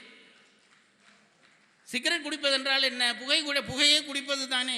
நான் புகை குடிக்கிறேன் ஐயா. என்னை இந்த சமுதாயம், இயற்கை, இன்றைய சூழல் குடிக்க வைக்கிறது. மது குடிக்கிறீர்களா என்று கேட்பீர்களே. நீங்கள் குடிக்கிற எல்லா டொனிக், இருமல் வந்த உடனே வாங்கி டொனிக் குடிக்கிறீர்களே, எல்லா டொனிக்களையும் எடுத்து பாருங்கள். எழுதியே ஒட்டி இருக்கிறான், அல்கஹால் இவ்வளவு வீதம் இருக்கிறது. நீங்கள் குடிக்கிற கொக்கோ கோலாவில் அல்கஹால் இவ்வளவு வீதம் இருக்கிறது. அப்போ குடிக்கிறனா இல்லையா? பெண்கள் விஷயம், சும்மா வீட்டில் போய் டிவியை போட்டால் 25 பெண்கள் அரைகுறையாக நின்று ஆடுகிறார்கள். நான் பார்க்க விரும்புகிறேனோ இல்லையோ அது என் கண்ணில் படுகிறது. இந்த சூழலிலே இருந்து கொண்டு ஒரு இளைஞன் ஒழுக்கமாக இருந்தால் அவன் மகாத்மா காந்தியை விட சிறந்தவன் என்பது என் கருத்து. இந்த ஒழுக்கத்துக்கு இன்றைக்கு என்ன பிரச்சனை என்றால், முன்னுதாரணங்கள் இல்லாமல் போய்விட்டார்கள். எல்லாரையும் கேட்டால் அப்படி வாழ்ந்தால் வாழ முடியாது சார், ஒழுக்கமாக வாழ்ந்தால் வாழ முடியாது சார், அவனை எங்களை எல்லாம் ஒதுக்கி வைத்து விடுவார்கள். நீ வாழ்ந்து பார்த்தாயா? பார்த்து விட்டு சொன்னாயா? இப்படியே சொல்லி சொல்லி சொல்லி ஒருவரும் இன்றைக்கு ஒழுக்கத்தை கடைப்பிடிக்க வேண்டும் என்ற அவசியம் இல்லை என்ற நிலைக்கு வந்து விட்டார்கள். ஒழுக்கமாக வாழ்வதற்கு உபதேசம் நடக்கிறதே தவிர வாழ்வியலிலே ஒழுக்கத்தை எடுத்து காட்டுகிறவர்கள் இல்லை என்னும்படியாக ஆகிவிட்டார்கள். நான் என்னையும் சேர்த்துத்தான் சொல்லுகிறேன். பேச்சாளர்கள் ஆகட்டும், அரசியல்வாதிகள் ஆகட்டும், சமயவாதிகள் ஆகட்டும், மேடையிலே ஒழுக்கம் பற்றி நிறைய பேசுகிறோம். கீழே வந்தால் ஒழுக்கம் பற்றி கடைப்பிடித்து காட்டுவதற்கு நம்மிலே ஆட்கள் இல்லை. இன்றைக்கு நம் இளைஞர்களுக்கு என்ன குறைபாடு நடந்திருக்கிறது தெரியுமா? வாழ்ந்து காட்ட ஆள் இல்லை. வாழ்ந்து சொல்வதற்கு நிறைய பேர் வந்து விட்டார்கள், வாழ்ந்து காட்ட ஆட்கள் இல்லை. ராமன் வாழ்ந்து காட்டினான், அதுதான் ராமனுக்கு சிறப்பு. வாழ்ந்து காட்டினான். நான் ஒரு முறை காரைக்குடி கம்பன் விழாவிலே சொன்னேன். திருவள்ளுவர் சொன்னார், வையத்துள் வாழ்வாங்கு வாழ்வான் வானுரையும் தெய்வத்துள் வைக்கப்படும். ஒரு குறள். நீங்கள் எல்லாம் என்ன கொஞ்சம் முறைச்சு பார்த்து கொண்டிருக்கிற மாதிரி எனக்கு இருக்கிறது. கொஞ்சம் சிரிச்சு பாருங்கள். வையத்துள் வாழ்வாங்கு வாழ்வான் வானுரையும் தெய்வத்துள் வைக்கப்படும் என்று சொன்னான். அந்த குறளுக்கு என்ன அர்த்தம்? பூமியிலே வாழுகிறபடி வாழ்ந்தால் ஒருவன் வானத்திலே தேவர்களாக போய் வாழ்வான். தெய்வம் என்பது தேவர்களை குறிக்கிற சொல், கடவுளை குறிக்கிற சொல் அல்ல. தேவர்களாக மேலே போய் வாழ முடியும். நான் அங்கே பேசுகிற பொழுது சொன்னேன், திருவள்ளுவர் இதை சொல்லிவிட்டு போய்விட்டார். வையத்துள் வாழ்வாங்கு வாழ்வான் வானுரையும் தெய்வத்துள் வைக்கப்படும். என்ன சிக்கல் ஆயிற்று என்றால், இந்த குறளை படித்தவனுக்கு இதிலே கடைப்பிடிப்பதிலே ஒரு பிரச்சனை வந்தது. யார் வையத்துள் வாழ்ந்தவன், இது தெரிந்தால் தானே அவனை கடைப்பிடித்து வாழலாம். அதுக்கு தானே திருவள்ளுவர் பதில் சொல்லியிருக்காரு, வானுரையும் தெய்வத்துள் எவன் போனானோ அவன் வையத்துள் வாழ்வாங்கு வாழ்ந்தவன். அதுதானே சார் பிரச்சனை. எவன் அங்கே போனான் என்று யாருக்கு தெரியும்? இங்கே இறந்த பிறகு வானுரையும் நாம சும்மா போட்டுக்கொள்கிறோம். எங்கள் தந்தை சிவபதம் அடைந்தார் என்று போடுகிறோம். எங்கள் தந்தை அது அப்படி போட்டால் கூட பரவாயில்லை. எங்கள் தந்தை சிவபதம் அடைந்தார் என்பதை வருத்தத்துடன் தெரிவித்துக் கொள்கிறோம். அப்பா சிவோதம் அடைஞ்சது இவனுக்கு வருத்தமா. அப்படித்தானே நாங்கள் நினைக்கிறோம். யார் அங்கே போனார் என்று தெரிந்தால்தானே அவர் வாழ்வை நாங்கள் கடைப்பிடிக்க முடியும். அப்போ திருவள்ளுவரை எப்படி கடைப்பிடிக்கிற? எவன் போய் அங்கே சேர்ந்தான் என்று தெரியவில்லை. கம்பன் வந்தான். கம்பன் வந்து என்ன செய்தான் தெரியுமா? இதுக்கு ஒரு வழிகாண வேணும் என்று செய்து திருவள்ளுவர் செய்ததையே அப்படி மாற்றி போட்டான். இந்த தோசையை திருப்பி போடுவோமே அப்படி போட்டான். என்ன தெரியுமா? இங்கே வாழ்ந்தவன் அங்கே போவான் என்பதை விட்டுவிட்டு அங்கே வாழ்ந்த ஒருவனை கொண்டு வந்து இங்கே வாழ வைத்து காட்டினான். அங்கே வாழ்ந்த ஒருவனை கொண்டு வந்து இங்கே வாழ வைத்து காட்டினான். இவன் வாழ்க்கையை பார், அதுதான் வாழ்வாங்கு வாழுகிற வாழ்க்கை. இதை பார்த்தால் நீ அங்கே போகலாம் என்று காட்டியவன் தான் ராமன். இதை புரிந்து கொள்ளுங்கள். இந்த ராமனு என்ன என்ன அவன் அவன் ராமன் என்ற பெயருக்கே ஒழுக்கம் என்று அர்த்தம் சொன்னால் தப்பில்லை. ராமாயணத்திலே ஒரு உபகதை சொல்வார்கள். ஒரு உபகதை ராமாயணத்திலே சொல்வார்கள். அந்த கதை என்னவென்றால், ராவணன் போருக்கு போய் முதல் நாள் போருக்கு போய் தோற்று வந்து விட்டான். தோற்று வந்து விட்டால் ரொம்ப கவலையாக உட்காருகிறான். அவனுடைய மந்திரி ஒருத்தன் வந்தான் பக்கத்திலே. ஏன் கவலையாக இருக்கிறாய்? சீதையை அடையலாம் என்று நினைத்தேன், அடைய முடியவில்லை. ராமன் இன்றைக்கு போரிலே என்னை தோற்கடித்து விட்டான். எப்படி நான் சீதையை அடையப் போகிறேன் என்று கவலைப்பட்டான். தோற்றது பற்றி கவலை இல்லை, சீதையை அடைவது பற்றிய கவலை. அப்போ இது சொன்ன உடனே இந்த மந்திரி சொன்னான், இதுக்கெல்லாம் போய் கவலைப்படுவாயா? சீதையை அடையவனும் அவ்வளவு தானே, அதுக்கு நான் வழி சொல்லுகிறேன் என்றான். நல்ல மந்திரி, அதற்கு நான் வழி சொல்லித் தருகிறேன் என்றான். ராவணனுக்கு பெரிய சந்தோஷம். சீதையை அடைய வழி சொல்வாயா? எப்படி அடைவது என்று கேட்டான். அவன் உடனே சொன்னான், உனக்கு தானே மாயம் நன்றாக தெரியுமே, அந்த மாயையினாலே உன்னுடைய வடிவத்தை ராமன் போல மாற்றிக்கொள். மாற்றிக்கொண்டு சீதை இருக்கிற அசோகவனத்துக்கு போ, ராவணனை கொன்று விட்டேன் என்று சொல்லிவிட்டு போ. அவள் ஓடி வந்து உன்னை கட்டிப்பிடித்துக் கொள்வாள், உன் ஆசை தீர்ந்து போகும் என்றான். இது சொல்லிவிட்டு ஒரு பரிசை எதிர்பார்த்திருப்பான் அந்த மந்திரி. ராமன் சிரித்தான். அட பைத்தியக்காரா, ஒரு தலை இருக்கிற உனக்கே இந்த புத்தி இருந்தால் 10 தலை இருக்கிற எனக்கு இந்த புத்தி வராதா? இந்த பரிசோதனையும் செய்து பார்த்து விட்டேன். என்னது, ராமன் போல் வடிவம் போட்டாயா? போட்டேன். சீதை உன்னை கிட்ட வரவில்லையா? அது இல்லடா பிரச்சனை. ராமனை போல் என் வடிவத்தை மாற்றிக்கொள்ள வேண்டும் என்று நான் என் வடிவத்தை ராமனை போல் மாற்றினேன். என்ன பிரச்சனை என்றால், எப்போது என் வடிவத்தை நான் ராமனாக மாற்றிக்கொண்டேனோ அந்த நிமிடமே என் மனம் மண்டோதரியை தவிர வேறு பெண்ணை விரும்ப மாட்டேன் என்று சொல்லிவிட்டது என்றார். இதுதான் ராமனுடைய ஒழுக்கம். நடையில் நின்றுயர் நாயகன். இதுதான். பல விடயங்கள் சொல்ல நினைத்திருந்தேன், மிகச் சுருக்கமான 1-2 மட்டும் சொல்லுகிறேன். அவன் ஒழுக்கசீலன் என்பதற்கு என்ன அடையாளம் என்று கேட்டால், வசிட்டரிடம் படித்தவன், வசிட்டரிடம் படித்தவன், பிரம்ம ரிஷியிடம் படித்தவர். தியரி வசிட்டரிடம் படித்தான், பிராக்டிக்கல் விஸ்வாமித்திரரிடம் படித்தான். அவரும் பிரம்ம ரிஷி. சாதாரணமானவர்களிடம் படித்தவர்கள் அல்ல. அந்த கல்விதான் அவனை நிலைநிறுத்தி வைத்தது ஒழுக்கத்திலே. விஸ்வாமித்திரர் வந்து ராமனை யாகம் காக்க அனுப்புங்கள் என்று கூட்டிக் கொண்டு போகிறார். அந்த உங்களுக்கு தெரியும் அந்த கதை. கூட்டிக் கொண்டு போகிற வழியிலே தாடகை வருகிறாள். தாடகை வந்தால் தாடகை எதிரே வருகிறாள். அவள் மானுட வாசனை பிடித்து விட்டது. இவர்களை கொன்றே ஒழிப்பேன் என்று திரிசூலத்தோடு வருகிறாள் சூர்பனகை. பெரிய தோற்றம், மலை போல தோற்றம். அந்த பெயருக்கே அர்த்தம் சொல்வார்கள். சூர்பனகை என்று ஏன் பெயர் வந்ததென்றால், அவளுடைய ஒரு நகம் சூர்ப்பம். சூர்ப்பம் என்றால் முரம், சுலகு என்பார்களே, அந்த முரம் போல ஒரு நகம் இருக்குமா, அதான் அவள். அப்போ அந்த நகம் எந்தளவு இருந்தால் விரல் எந்தளவு இருக்கும், விரல் இருந்தால் கை எந்தளவு இருக்கும், கை எந்தளவு இருந்தால் ஆள் எந்தளவு இருப்பான் என்பதை நீங்கள் கற்பனை பண்ணிக்கொள்ளும். அப்படி ஒரு வடிவத்தோடு வருகிறாள். கையிலே சூலாயுதத்திலே யானை தலையை குத்தி வைத்திருக்கிறாள். ஏற்கனவே சாப்பிட்ட யானை தலையை குத்தி வைத்திருக்கிறாள். வந்து ராமன் மேலே அம்பு ஆயுதத்தை எறிகிறதுக்கு தயாராகிறாள்.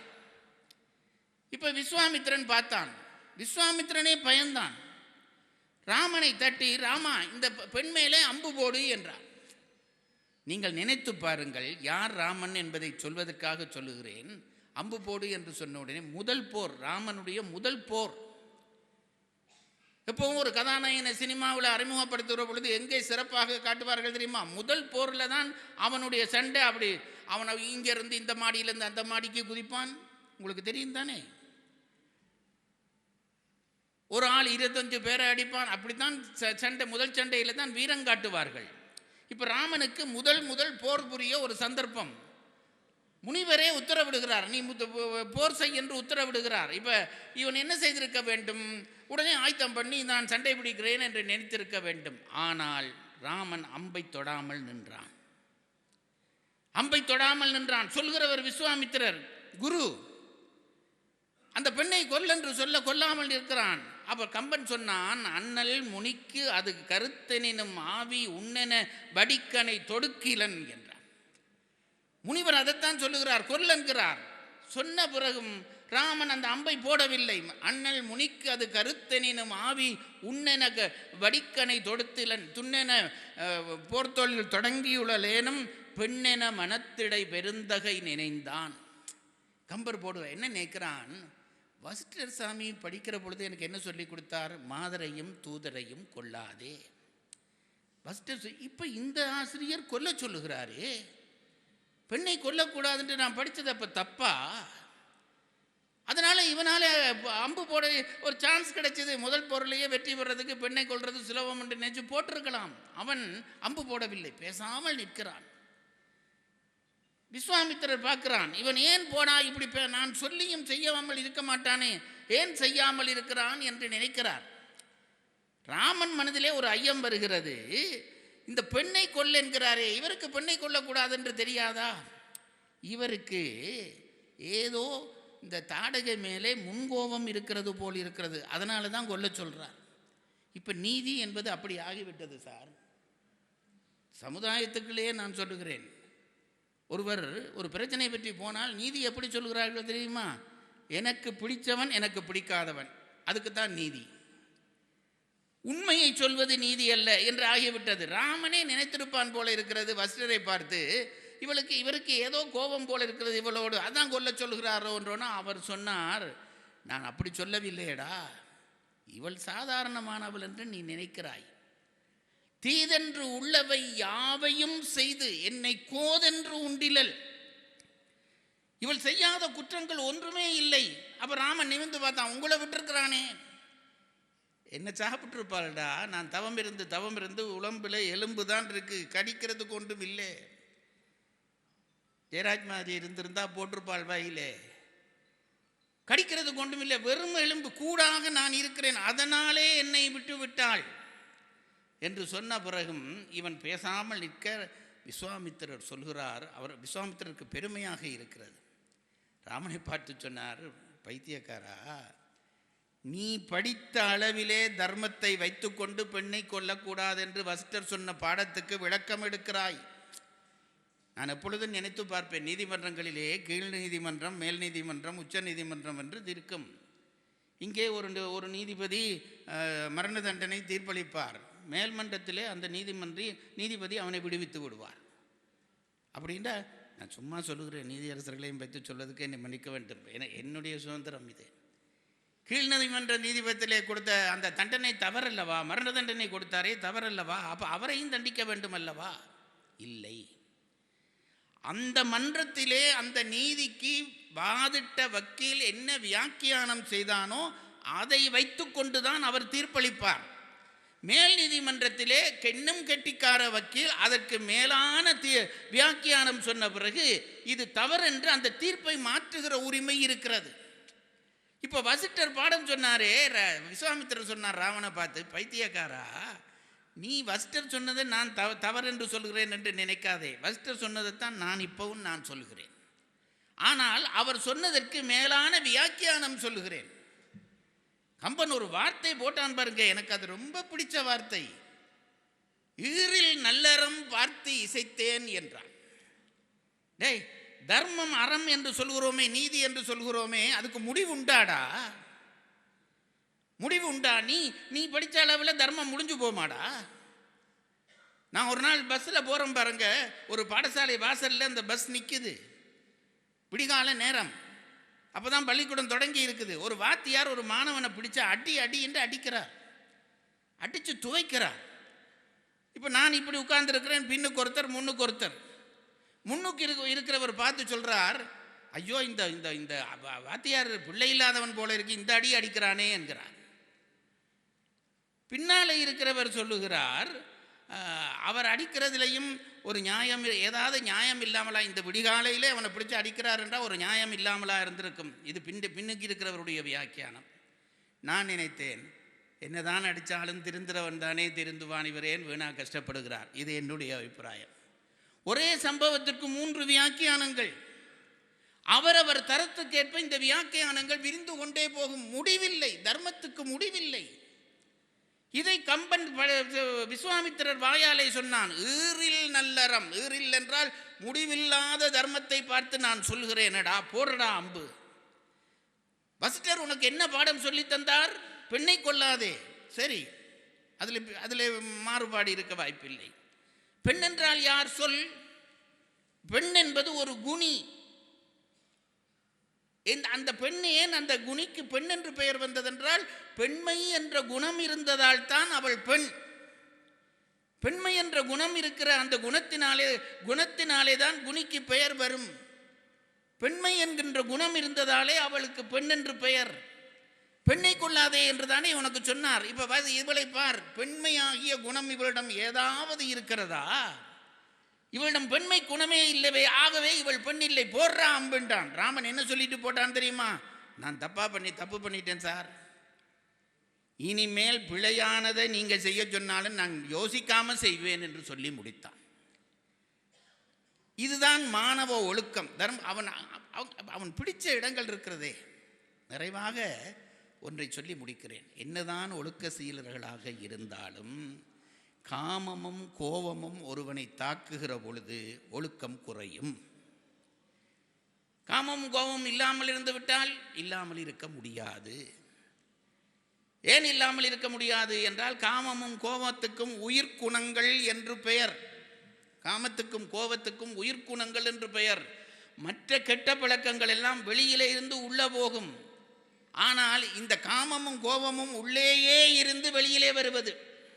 மறந்து போகாதீர்கள். காமம் கோபம் இது எனக்கு இல்லைன்னு ஒருத்தன் சொன்னால் பொய் சொல்கிறான் என்று அர்த்தம். அவன் சாமியாராக இருந்தால் என்ன, எவனாக இருந்தால் என்ன, எனக்கு காமமும் கோபமும் இல்லை என்று சொல்லி நம்பி பல பேர் ஏமாந்து போய் கொண்டிருக்கிறார்கள். எவனுக்கும் இது இருக்கும். காமமும் கோபமும் இல்லாதவன் என்று ஒருவன் இருக்க மாட்டான். ஏனென்றால் அது உயிர்க்குணம். அதனாலே தான் முனிவருக்கு ராமனிடம் போய் தசரதனிடம் போய் ராமனை கொடு என்று கேட்கிற பொழுது என்ன தெரியுமா சொன்னான்? தருவனத்துள் யானியற்றும் தவ வேள்விக்கு இடையூறாய் தவம் செய்வோர்கள் வெறுவரச் சென்று அடை காம வெகுளி என. தவம் செய்கிறவர்களை காமமும் வெகுளியும் தாக்குவது போல என்னை அந்த அசுரர்கள் வந்து தாக்கி கொண்டிருக்கிறார்கள் என்று சொன்னானே. இதை புரிந்து கொள்ள வேண்டும். காமம் கோபம் வந்துவிட்டால் எந்த நீதிவானுக்கும் எந்த தர்மவானுக்கும் ஒழுக்கம் தவறிவிடும். இது தெரிந்த விஷயம். ஒழுக்கம் தவறிவிடும். இப்போ என்ன ஆயிற்று தெரியுமோ? ராமன் இந்த காம கோப பாதிப்பு வருகிற பொழுது ஒழுக்கமாக இருந்தானா? இருந்தால் அவன் நடையில் நின்றுயர் நாயகன்தான்.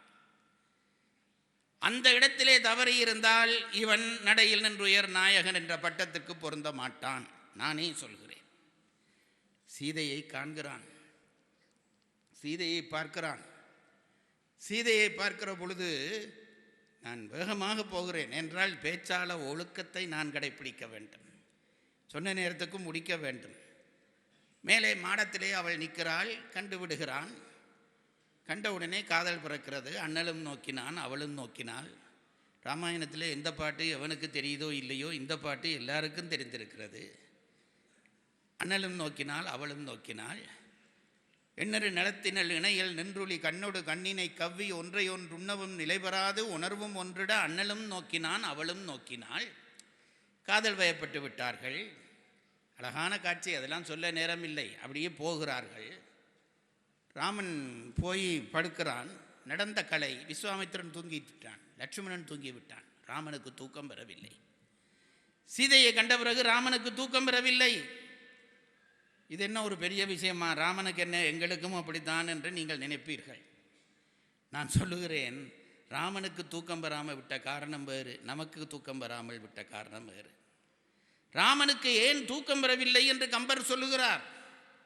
ஏன் தூக்கம் பெறவில்லை என்றால், ராமன் நினைத்தானாம், அந்த பெண்ணை பார்த்து இவள் எனக்குரியவள் ஆக வேண்டும் என்று நான் ஆசைப்பட்டு விட்டேனே, அவள் கன்னி பெண்ணா திருமணமாக ஆனவளா என்பது கூட நான் கவனிக்காமல் அப்படி எப்படி நான் ஆசைப்படலாம்? இன்னொருவனுடைய மனைவியாக அவள் இருந்திருந்தால் நான் செய்த பாதகம் எப்பேற்பட்ட பாதகமாக இருக்கும் என்று நினைத்து நினைத்து ராமனுக்கு தூக்கம் பெறவில்லையாம். பிறகு ஒரு நினைப்பு வந்தது. அதற்கு பிறகு தூங்கினான். என்ன நினைப்பு வந்தது தெரியுமா? நாங்கள் என்றால் உடனே என்ன நினைப்போம்? அவள் கல்யாணம் பண்ணினவளா இல்லையா, கழுத்தை பார்த்தேன், தாலி கொடி இல்லை, நெத்தியில் பொட்டு இல்லை, காலில் மிஞ்சி இல்லை, இப்படி ஏதோ ஒன்று சொல்லுவோம். ராமன் சொன்னான், அவள் கல்யாணம் ஆகாதவள் தான். என்ன சான்று அதற்கு தெரியுமா? நான் சொல்லுகிறேன். ஆகும் நல்வழி அல்வழி என் மனம் ஆகாது. இது நாள் வரைக்கும் என் மனம் நல்ல வழியிலே தான் சென்றிருக்கிறது. ஆகவே அது பிழையான வழியிலே செல்ல வாய்ப்பில்லை. அதனால் சீதை கல்யாணம் ஆகாதவள் தான் என்று முடிவு செய்தான். எப்பேற்பட்ட ஆண்மை நினைத்து பாருங்கள். என் மனம் பிழை செய்யாது. நாங்கள் அப்படி எப்பயாவது நினைத்திருக்கிறோமா? சான்றுகள் தேடுவோம். நான் செய்த பிழையா சரியா? அவன் சொன்னான், என் மனம்தான் சான்று, என் மனம் பிழை செய்ததில்லை. ஆகவே அவள் கன்னியே, பாகு நன்மொழி பைந்தொடி கன்னியே என்று முடிவு செய்துவிட்டு நித்திரை கொண்டான். காமத்திலும் ராமனிடம் ஒழுக்கம் நின்றது. வீரத்தில் சொல்கிறேன், ராவணன் போர் தொடங்க ஆயத்தப்படுத்தி விட்டான். படை இலங்கைக்குள்ளே புகுந்து விட்டது. புகுந்து விட்ட படை எல்லாம் சண்டைக்கு ஆயத்தம் பண்ணுகிற நேரத்திலே ராமன் எல்லாரையும் கூப்பிட்டு, தலைவர்களை கூப்பிட்டு ஒரு கூட்டம் நடத்தினான். என்ன கூட்டம்? நாங்கள் ராவணனோடு எடுத்தாற்போல் போர் செய்வதா அல்லது அவனுக்கு தூது அனுப்புவதா? இதுதான் கூட்டம். தூது அனுப்புவதா என்று ஒரு கூட்டம் வைத்தான். நாங்கள் வைப்போமா? நினைத்து பாருங்கள். எல்லாம் ரெடி, போருக்கு அடித்து சீதையை தூக்கிட்டு வாடா என்றது தானே வேலை. அந்த நேரத்தில் என்ன செய்கிறான்? தூது அனுப்பி சீதையை விடுறியாண்டா கேட்போமா? எல்லாரும் சொன்னார்கள். எப்பவும் ராசா சொன்னால் கீழே இருக்கிறவன் எல்லாம் அதுக்கு சப்போர்ட் பண்ணுவான். ஒவ்வொருத்தரும் சொன்னார்கள், அது நல்லது தான், நல்லது. லட்சுமணன் எழும்பினான், கொதிச்சான். என்ன பேச்சு பேசுகிறாய்? இனியும் ஒரு தூது அனுப்புவதா? இனி தூது அனுப்பினால் இந்த உலகம் நம்மை பார்த்து சிரிக்கும் ராமா என்றான். அதுதான் அவன் சொன்ன கடைசி கூற்று. இனி இந்த தூது அனுப்ப முடியாது, சண்டை பிடி என்கிறான். லட்சுமணன் சொல்லுகிறான். அப்பவும் அனுமனை பார்க்கிறான் ராமன். அவன் சொன்னான், தூது அனுப்புவது நல்லது. இங்கே பாருங்க, இப்படி எத்தனையோ இடங்கள் கடைசியில் போர் போய் தலை கவிழ்ந்து நிற்கிறான். எல்லாம் போய்விட்டது. நாங்கள் என்ன செய்வோம்? சீதையை பிரிந்திருக்கிறான், அடித்து விழுத்துடா அவனை, சீதையை கொண்டாடா, இதுதானே நாங்கள் சொல்வோம். அப்பவும் இவன் என்ன சொல்கிறான்? நிதானமாக நின்று, நிதானமாக, கோபத்தினுடைய உச்சத்தில் நிற்க வேண்டியவன் நிதானமாக நின்று என்ன சொன்னான் தெரியுமா? ராவணனை பார்த்து சொன்னான், டேய் அலையா, நீ அமைந்தன உனக்கு அமைந்தன பூளையாயின, வரங்கள் பெற்று வைத்திருக்கிறோம் என்று அநியாயம் பண்ணினேடா பாவி, பூளை பூ போல எல்லாம் பறந்து போச்சுடா சொல்லிட்டு சொன்னான். என்று போய் போர்க்கு நாளை வா என்றான். போரிலும், அதாவது கோபம் வருகிற இடத்திலும் அவனிடம் நிதானமும் ஒழுக்கமும் இருந்தது.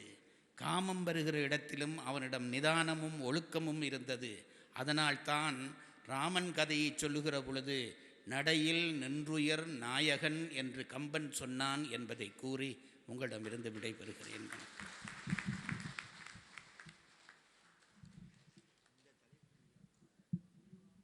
மிகச்சிறப்பானதொரு சிறப்புரையாற்றியிருக்கிற கம்பவாரதி இலங்கை ஜெயராஜ் அவர்களுக்கு ஒரு நீண்ட கரவொலியை எழுப்பி அவர்களுக்கு பாராட்டுகளையும் வாழ்த்துக்களையும் நன்றியையும் தெரிவித்துக் கொள்கிறோம். காலை நிகழ்ச்சிகள் இத்துடன் நிறைவு பெறுகின்றன. சுவைஞர்களுக்கு சுவையான உணவு இங்கே காத்திருக்கிறது. இங்கேயே நீங்கள் உணவறிந்துவிட்டு மீண்டும் 3 மணிக்கு இங்கே கூட அழைக்கின்றோம். ஆவணப்படம் இங்கே திரையிட இருக்கின்றோம். கவிக்கோ அப்துல் ரஹ்மான் அவர்களுடைய ஆவணப்படத்தை இங்கே திரையிட இருக்கிறார்கள். சரியாக 3 மணிக்கு இங்கே வந்து அமருமாறு அன்போடு கேட்டுக்கொள்கிறோம். அனைவருக்கும் நன்றி.